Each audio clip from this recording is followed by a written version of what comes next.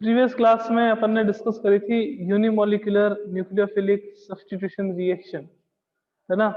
Substitution reaction जो भी है वो कैरेक्टरिस्टिक रिएक्शन है किसकी, एल्काइल हैलाइड की। एंड एल्काइल हैलाइड वाला जो चैप्टर है वो अपने नेक्स्ट ईयर आएगा 12th में। तो मतलब उसमें सारी की सारी जो केमिकल प्रॉपर्टीज होगी एल्काइल हैलाइड की वो अपन किसके बारे में डिस्कस करेंगे, सब्स्टिट्यूशन रिएक्शन से डिस्कस करेंगे। तो सब्स्टिट्यूशन रिएक्शन जो है उसमें अपने न्यूक्लियोफिलिक सब्स्टिट्यूशन रिएक्शन जो है वो कैरेक्टरिस्टिक रिएक्शन है एल्काइल हैलाइड की। प्रीवियस क्लास में अपन ने डिस्कस करा यूनिमोलिकुलर न्यूक्लियोफिलिक सब्स्टिट्यूशन रिएक्शन। आज अपन डिस्कस करेंगे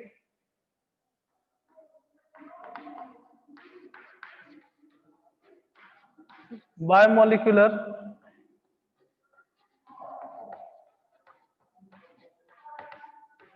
न्यूक्लियोफिलिक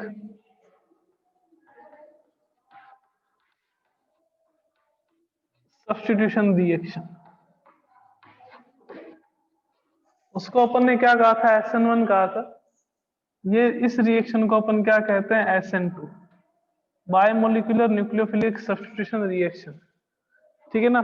जैसे मैंने आपको उसमें बताया था कि उसमें वन मॉलिक्यूल यानी कि जो फॉर्मेशन ऑफ प्रोडक्ट है वो ओनली एंड ओनली डिपेंड करता है वन मॉलिक्यूल पे, ओनली ऑन डिपेंड करता है कंसंट्रेशन ऑफ वन मॉलिक्यूल पे। इसके कारण से आप उसको क्या कह रहे थे, यूनिमोलिकुलर न्यूक्लियोफिलिक सब्स्टिट्यूशन।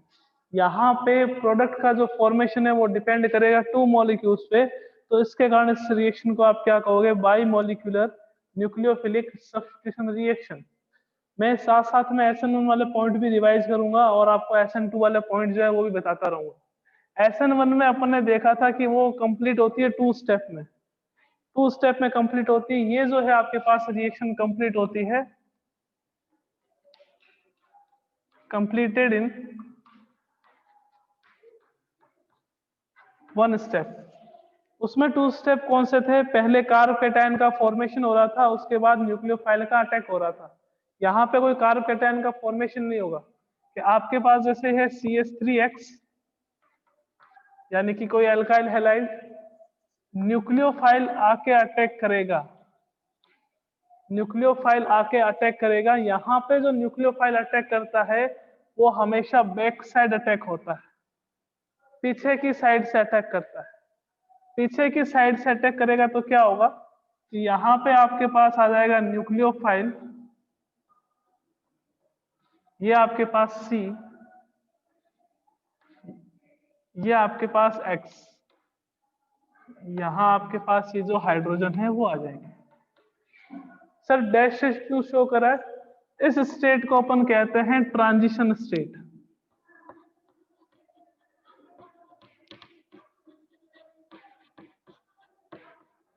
इस स्टेट को अपन कौन सा स्टेट कहते हैं, ट्रांजिशन स्टेट। तो सर ट्रांजिशन स्टेट क्यों कहते हैं, बिकॉज इसमें पार्शियली ओल्ड बॉन्ड का डिसोसिएशन होता है और पार्शियली न्यू बॉन्ड का फॉर्मेशन होता है। एक्स जो है वो आपके पास क्या है, एक्स सर हमारे पास लिविंग ग्रुप है। लिविंग ग्रुप मीन्स जो बाहर निकलने वाला है। न्यूक्लियोफाइल जो है वो आपके पास क्या अटैकिंग रिएजेंट है, जो क्या करता है, अटैक करता है। अटैकिंग रिएजेंट है, ये हमेशा क्या करेगा, अटैक करेगा। तो न्यूक्लियोफाइल का जो अटैक है वो अटैक हमेशा कौन सा अटैक रहेगा, बैक साइड अटैक रहेगा। बैक साइड अटैक रहेगा मीन्स पार्शियली ये बॉन्ड डिसोशिएट होता है और पार्शियली इस बॉन्ड का क्या होता है, फॉर्मेशन होता है। उस स्टेट को अपन क्या कहते हैं, ट्रांजिशन स्टेट। मैंने कहा कि जो आपके पास SN1 रिएक्शन थी वो टू स्टेप में कंप्लीट होती थी। टू स्टेप में कंप्लीट होती थी मीन्स कि पहले कार्ब कैटायन का फॉर्मेशन होता था, फिर आके न्यूक्लियोफाइल अटैक करता था। यहाँ पे रिएक्शन वन स्टेप में कंप्लीट होती है मीन्स यहाँ पे कोई कार्ब कैटायन नहीं बनेगा, कोई इंटरमीडिएट स्पीशीज का फॉर्मेशन नहीं होगा। यहाँ पे only and only transition state का फॉर्मेशन होगा। कि sir what is the transition state, in transition state some old bond are dissociate, partially dissociate and some new bonds are partially form. उसको अपन क्या कहते हैं, ट्रांजिशन स्टेट कहते हैं। और फिर किससे किसका फॉर्मेशन होता है, आपके पास प्रोडक्ट का CH3NU और प्लस क्या होता है आपके पास X माइनस जो है वो बाहर निकल जाएगा। ये आपके पास इस रिएक्शन की मैकेनिज्म होती है। इंपॉर्टेंट पॉइंट है कि इस रिएक्शन, ये जो आपके पास SN2 रिएक्शन है वो आपके पास वन स्टेप में कंप्लीट होती है। रिएक्टेंट, रिएक्टेंट के बाद ट्रांजिशन स्टेट और ट्रांजिशन स्टेट के बाद किसका फॉर्मेशन होगा, आपके पास प्रोडक्ट का फॉर्मेशन होगा। कि सर ट्रांजिशन स्टेट क्या होती है, जिसमें पुराने बॉन्ड पार्शियली रूप से डिसोशिएट होते हैं, नए बॉन्ड जो है वो पार्शियली रूप से फॉर्म होते हैं, उसको आप कौन सी स्टेट कहते हो? Transition state. तो उससे क्या मिलेगा फाइनल आपके पास प्रोडक्ट, और बाद में क्या आएगा आपके पास? एल्काइल हैलाइड यानी कि X माइनस आएगा। तो सर अपन यूं कह सकते हैं बच्चों कि यहाँ पे जो रेट ऑफ रिएक्शन है वो डायरेक्टली प्रोपोर्शन होती है किसके? कंसंट्रेशन ऑफ एल्काइल हैलाइड के एंड कंसंट्रेशन ऑफ न्यूक्लियोफाइल के। मैंने कहा था वो टू स्टेप रिएक्शन है। टू स्टेप रिएक्शन में पहला जो स्टेप था वो स्लो था और दूसरा कौन सा था? फास्ट था।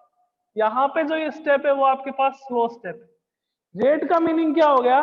That formation of product depend on concentration of alkyl halide and concentration of nucleophile, यानी कि दो मॉलिक्यूल की कंसंट्रेशन पे डिपेंड कर रही है। इसके कारण से इस रिएक्शन को अपन क्या कहते हैं? SN2 रिएक्शन कहते हैं। कौन सी रिएक्शन कहते हैं आप? SN2 रिएक्शन कहते हैं।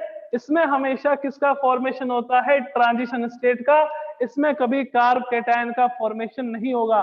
कभी आपको डिफरेंस पूछ ले कि what are the main difference between SN1 and SN2, तो SN1 2 स्टेप में कंप्लीट होती है, SN1 2 स्टेप में कंप्लीट होती है, SN2 जो है वो 1 स्टेप में कंप्लीट होती है।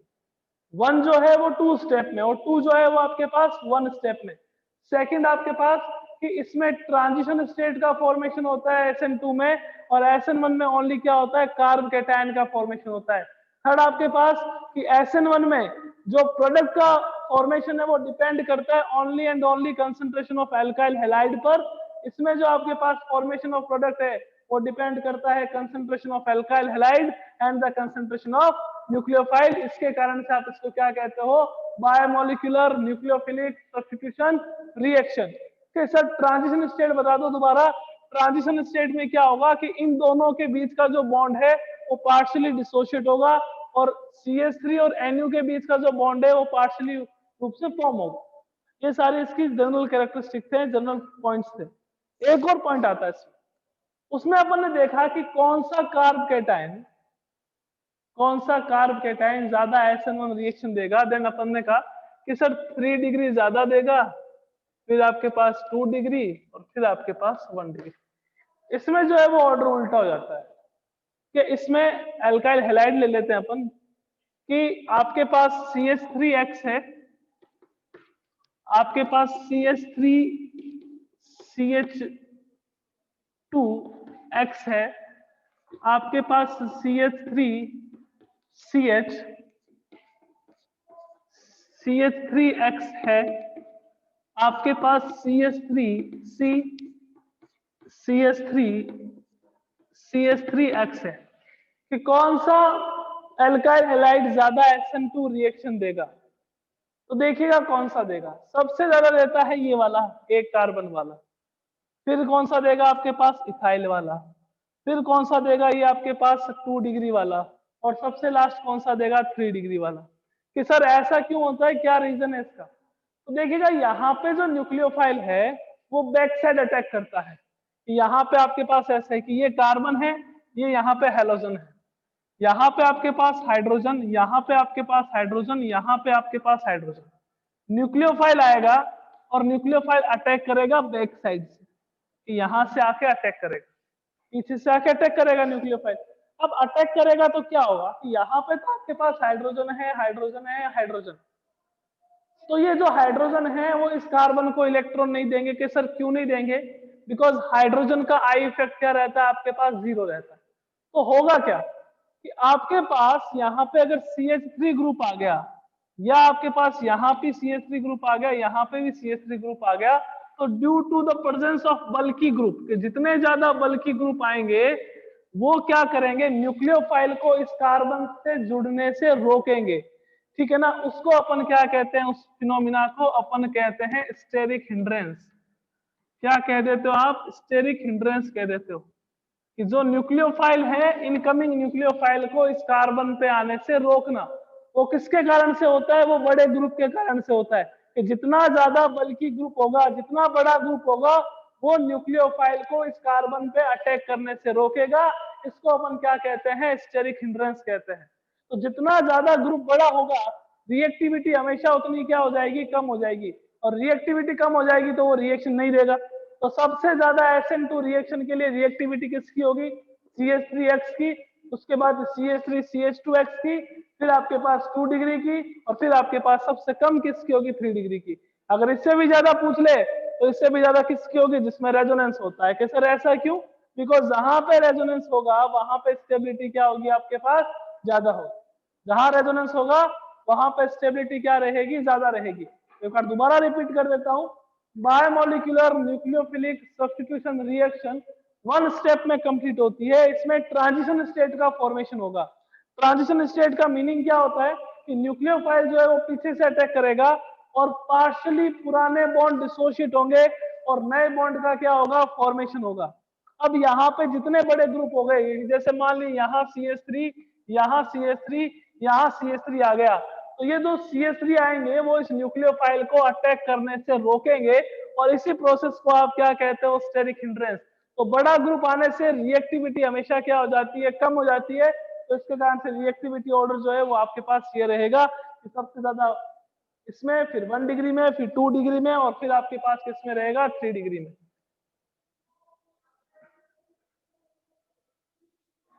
ये इसके आपके पास 3 पॉइंट थे। नेक्स्ट पॉइंट पे चलते हैं कि सबसे ज्यादा कौन सा एल्काइल हैलाइड ये रिएक्शन देता है। तो सबसे ज्यादा कौन सा देगा? आपके पास RI। कि सर RI क्यों देगा? बिकॉज बॉन्ड लेंथ ज्यादा है। बॉन्ड लेंथ ज्यादा है तो आयोडीन क्या करेगा? जल्दी से निकल जाएगा। लिविंग ग्रुप क्या होगा? जल्दी से निकलेगा। RI के बाद आपके पास क्या आ जाएगा? आपके पास आ जाएगा RBr। उसके बाद क्या आ जाएगा? आपके पास RCl। ये रिएक्टिविटी का ऑर्डर होता है। उसमें न्यूक्लियोफाइल आगे से भी अटैक करता था, पीछे से भी अटैक करता था। आगे और पीछे से दोनों से अटैक करता था, तो रेसेमिक मिक्सचर का फॉर्मेशन होता था। यहाँ पे क्या होगा? न्यूक्लियोफाइल हमेशा पीछे से ही अटैक करेगा, बिकॉज यहाँ पे कार्ब कैटायन का फॉर्मेशन नहीं होता है, वहां पे कार्ब कैटायन का फॉर्मेशन होता था। यहाँ पे किसका फॉर्मेशन होता है? यहाँ पे आपके पास ट्रांजिशन स्टेट का फॉर्मेशन होता है। और बल्कि ग्रुप के कारण स्टेरिक हिंड्रेंस बढ़ जाती है। कि सर स्टेरिक हिंड्रेंस से होगा क्या? कि स्टेरिक हिंड्रेंस जितनी ज्यादा होगी तो न्यूक्लियोफाइल है वो यहाँ पे अटैक नहीं करेगा और आपको प्रोडक्ट का फॉर्मेशन नहीं होगा। ठीक है, चलते हैं आगे नेक्स्ट पॉइंट पे।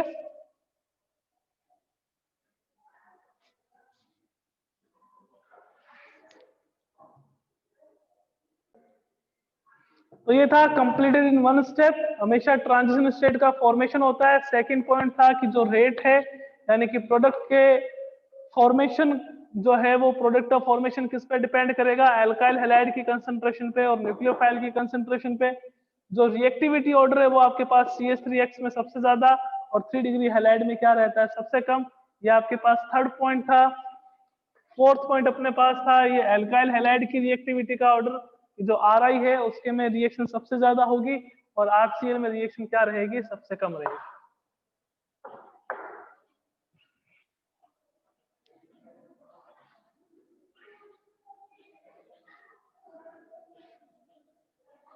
नेक्स्ट, अगर आपके पास किरेल कार्बन आ जाए तो क्या होगा?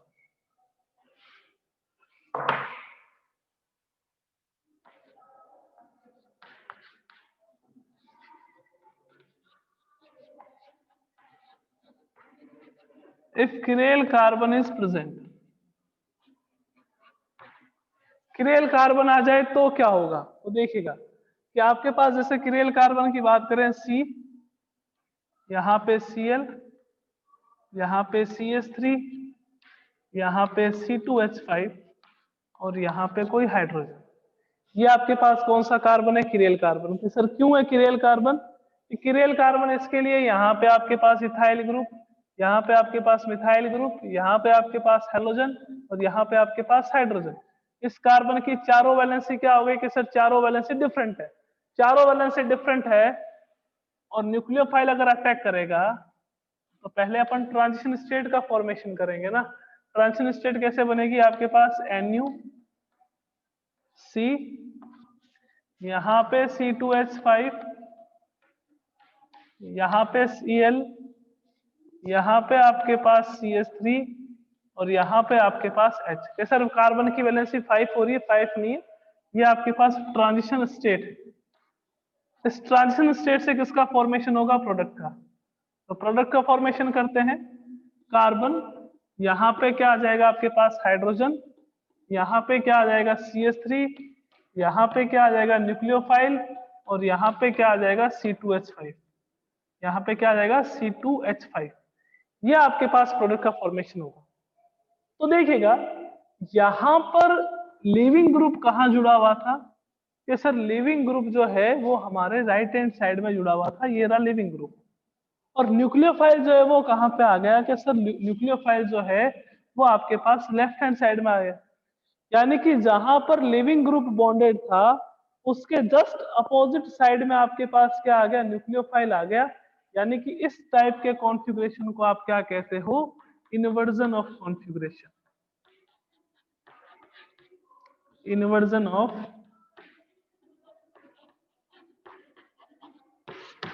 कॉन्फ़िगरेशन कहते हैं, या एक स्पेशल नाम दे देते हैं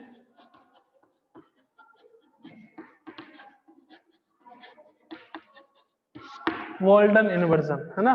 कि जहां पे आपके पास लिविंग ग्रुप था उसके जस्ट अपोजिट साइड में आपके पास जो इनकमिंग न्यूक्लियोफाइल है वो आके जुड़ता है। तो जस्ट अपोजिट साइड में अगर न्यूक्लियोफाइल आके जुड़ता है तो जो कॉन्फ़िगरेशन मिलता है उस कॉन्फ़िगरेशन को अपन क्या कहते हैं, इन्वर्जन ऑफ कॉन्फ़िगरेशन। कि सर इन्वर्जन क्यों कहते हैं, बिकॉज अटैकिंग रिएजेंट आके वहां अटैक करेगा, कहाँ पे, लिविंग ग्रुप के जस्ट अपोजिट साइड में। तो उसको आप उस कॉन्फ़िगरेशन को आप क्या कहोगे, उस कॉन्फ़िगरेशन को अपन कहेंगे इन्वर्जन ऑफ कॉन्फ़िगरेशन। तो यहाँ पे ध्यान रखना हमेशा इन्वर्जन ऑफ कॉन्फ़िगरेशन का फॉर्मेशन होता है अगर क्रियल कार्बन प्रेजेंट हो, और वहां पे हमेशा क्या था, रेसेमिक मिक्सचर का फॉर्मेशन होता है। बिकॉज वहां पे जो न्यूक्लियोफाइल है, इनकमिंग न्यूक्लियोफाइल है, जो अटैकिंग रिएजेंट है, वो क्या करता है, आगे से भी अटैक करता है और पीछे से भी अटैक करता है। आगे से अटैक करने के भी 50% चांसेस है और पीछे से भी अटैक करने के 50% चांसेस है। तो 50% वहां पे डी आइसोमर बनता है और 50% वहां और क्या बनता है, एल आइसोमर। और जब 50% डी और 50% एल आइसोमर हो तो आपके पास कौन से मिक्सचर का फॉर्मेशन होता है, रेसिमिक मिक्सचर का। यहाँ पे ओनली बैक साइड अटैक होता है, तो बैक साइड अटैक होने से हमेशा कौन से कॉन्फ़िगरेशन का फॉर्मेशन होगा, इन्वर्जन ऑफ कॉन्फ़िगरेशन का फॉर्मेशन होगा। Okay, only and only inversion of configuration का फॉर्मेशन होगा। ये आपके पास थी SN2 रिएक्शन, ये अपने पास थी SN2 reaction. Next type of reaction, second reaction जो है वो अपने पास है एडिशन रिएक्शन।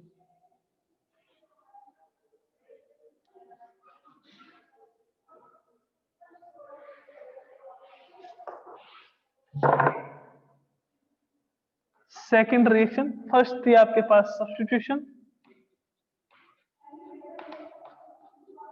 सेकंड आती है एडिशन रिएक्शन। क्या होता है एडिशन रिएक्शन में, सब्स्टिट्यूशन रिएक्शन में क्या था कि कोई एटम या मॉलिक्यूल को या आयन को दूसरा एटम, मॉलिक्यूल या आयन क्या करता है, डिस्प्लेस करता है, सब्स्टिट्यूट करता है। उस केमिकल रिएक्शन को अपन कौन सी रिएक्शन कहते थे, सब्स्टिट्यूशन रिएक्शन। एडिशन रिएक्शन में क्या होगा, when any atom or ion is added into reactant,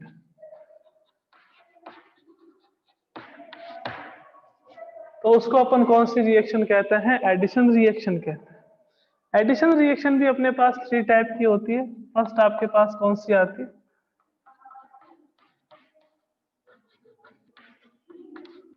electrophilic addition reaction. Second अपने पास कौन सी आएगी,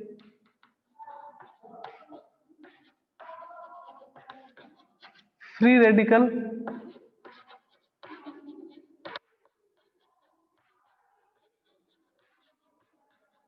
एडिशन रिएक्शन। और थर्ड अपने पास आएगी